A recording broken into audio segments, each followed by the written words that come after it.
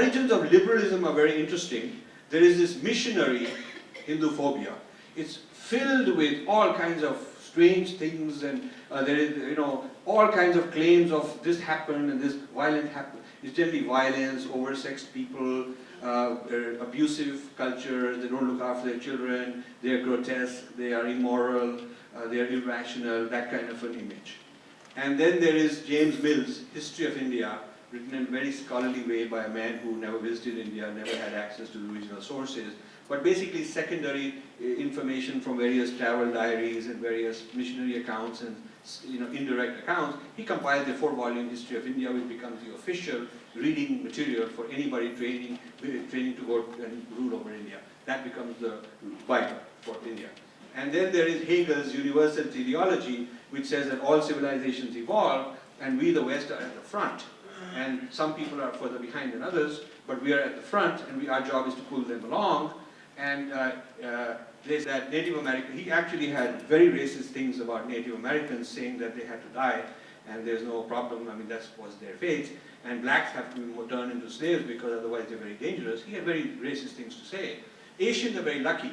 Asians are very lucky because they have the potential of being civilized, and we are here to do that.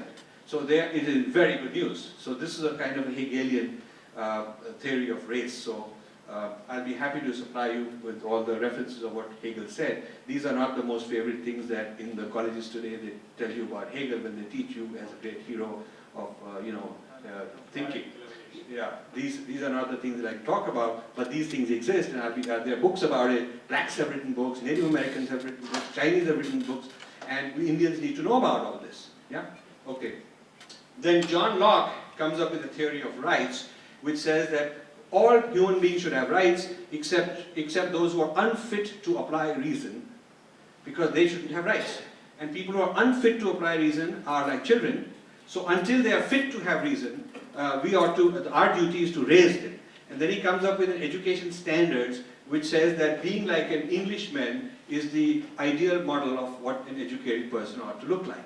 So people have to be like him to be qualified to have reason and hence have rights. Yeah? So then John Stuart Mill comes up with a theory of progress and civilization based on John Locke's theory of rights, saying that just like individual children and individual adults have a relationship on who has rights, so also civilizations, some civilizations are children.